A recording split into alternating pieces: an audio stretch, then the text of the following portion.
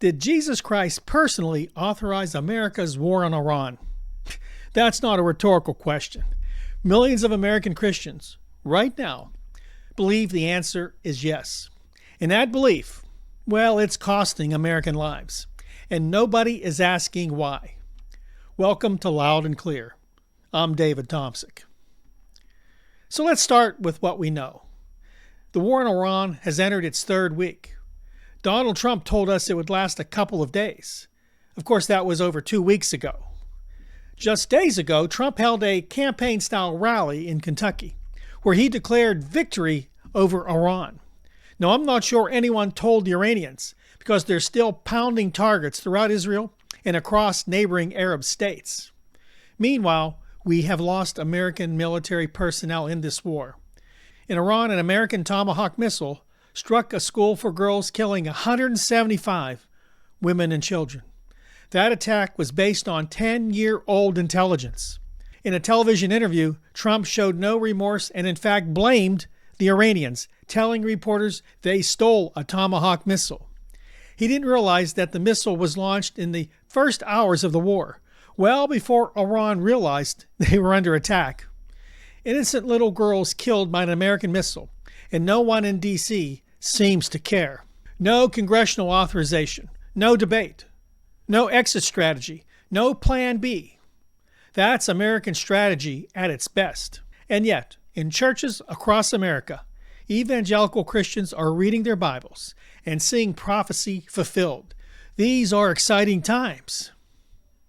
To understand what makes right-wing Christians tick, you have to understand the mythology surrounding Donald Trump. A significant portion of evangelical Christians believe Donald Trump was chosen by God, anointed, set apart, destined to make America great again, to make it a Christian nation again, and to destroy its secular enemies. That mythology got a rocket booster during a campaign stop in Butler, Pennsylvania. On July 13, 2024, Thomas Matthew Crooks attempted to assassinate Donald Trump from a nearby rooftop. The bullet grazed Trump's ear, and after the Secret Service tried to escort him away, he raised his fist in defiance.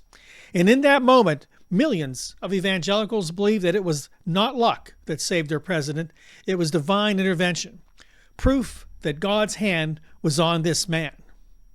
Now, I do believe God is at work in our world. I believe that sincerely. But here's what you have to realize. That same God, if he indeed saved Trump, handed evangelical Christians exactly the man they asked for. A man whose life is antithetical to the teachings of Jesus. A man with no demonstrable empathy. A man who has openly flouted the Constitution and the rule of law. Now, evangelicals love the Old Testament. They often talk about how the Israelites demanded that God give them a king so they can be like their neighboring nations, having a king that's visible, with human leadership over divine guidance, which God viewed as a rejection of his authority. While God initially didn't want them to have a king because they were rejecting him, he granted their request, and they chose Saul to fulfill their desire for a strong leader. In due time, Israel found out that Saul wasn't what they expected. Yes, he was tall, he was strong, but in the end, Saul, the human king, would lead to abuse of power, taxation, and military conscription. Sound familiar? It should. Today, evangelicals wanted a strong authoritarian leader to conquer their enemies. Immigrants, gay people, globalists, socialists, and liberals were all on their list, the exact people Donald Trump hated. So they voted for him. God saved him to right the wrongs and put America first again. But now they're reaping what they sowed, an undeclared war against Iran that is threatening the American and global economies, killing American servicemen, and destabilizing the entire Middle East. God saved Trump all right, but maybe not for the reason they think. Maybe this was a lesson that evangelical Christians had to learn. Now let's talk about Pete Hegseth, Trump's Secretary of Defense. No, Secretary of War. That's because former Fox News host Pete Hegseth believes he's a warrior.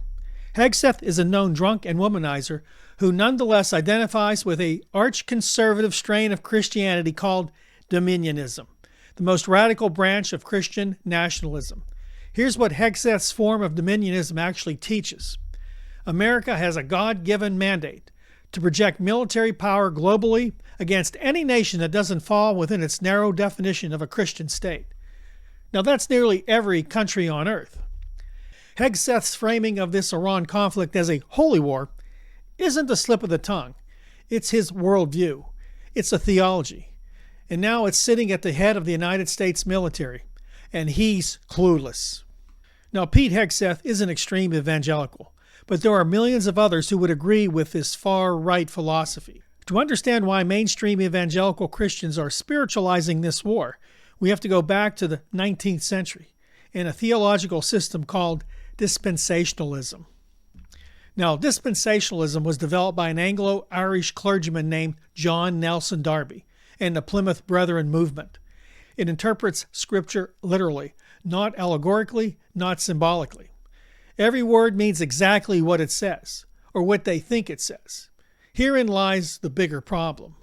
And here's the key foundational belief of dispensationalism. Israel holds a distinct and permanent role as God's chosen people. Not the church, not Christianity as a whole, Israel, the nation. God made a covenant with them in Genesis 15, verse 18, promising them the land from the Nile to the Euphrates.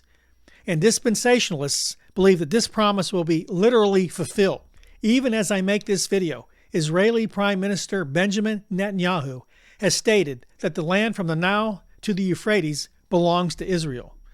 Now you know why he tried to exterminate the Palestinians. He believes the land belongs to Israel. I don't think so. By the way, if you enjoy our content and want to see more, please consider subscribing to our channel. Hit the like button and share the video with as many people as you can. Thank you. Let's get back to the video.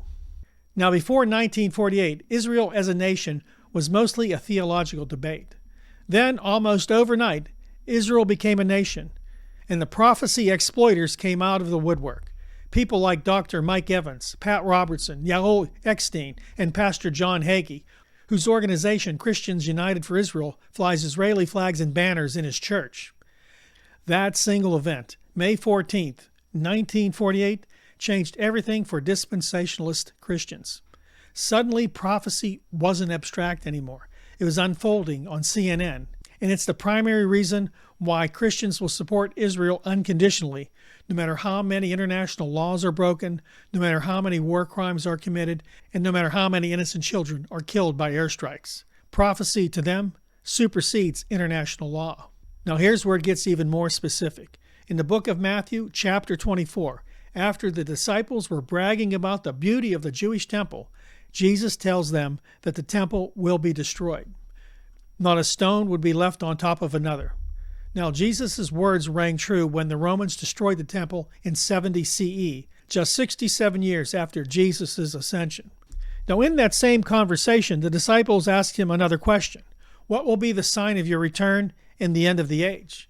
Jesus answers them, and his answer has been used for 2,000 years as a prophetic roadmap.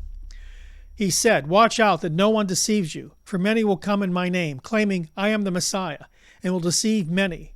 You will hear of wars and rumors of wars. Nation will rise up against nation, kingdom against kingdom.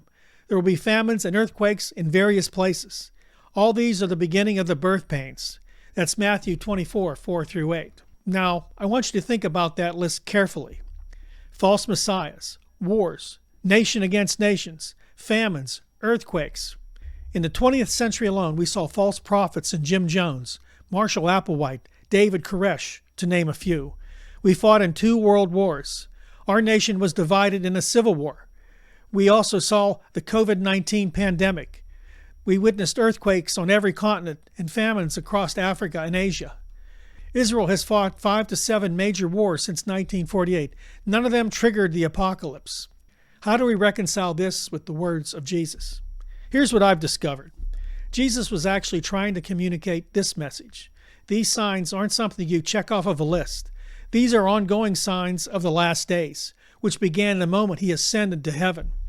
They point to his eventual return, but they don't set off a countdown clock every time there's a war in the Middle East, a new false prophet, an earthquake, or civil unrest. The problem is, dispensationalism needs that checklist to stay relevant. It needs earthquakes and wars and false prophets to stay relevant with its followers. and its gatekeepers have weaponized it to perfection. The end is near. Come back and hear what we have to say. Make sure you donate. Pay your tithe. We need to keep going. We need to wait for Jesus. So what does this mean for America in 2026? Here's my read, and I'm going to give you what I believe from my research and experience in evangelical dispensationalism. This war is not a holy war. It's a power play by Israel, one that the United States walked into with its eyes open and its theology clouding its judgment. There are real geopolitical interests at play: the Strait of Hormuz, Iran nuclear capabilities, Iran's regional dominance. Those are the facts on the ground.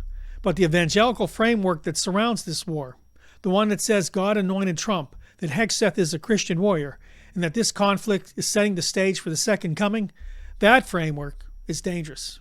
Not because prophecy is dangerous, but because it removes accountability. If you believe God ordained this war, you don't question the 175 dead women and children.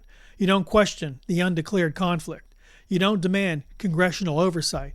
You sit on the sidelines waiting for the rapture, singing hymns and going to Bible studies. The world doesn't need hyper-spiritual Christians. It needs compassionate Christians to do what Jesus told them to do, not to cheer for war. And while you're waiting, young Americans are dying, young Iranians are dying, and the cost of living for the poor is skyrocketing.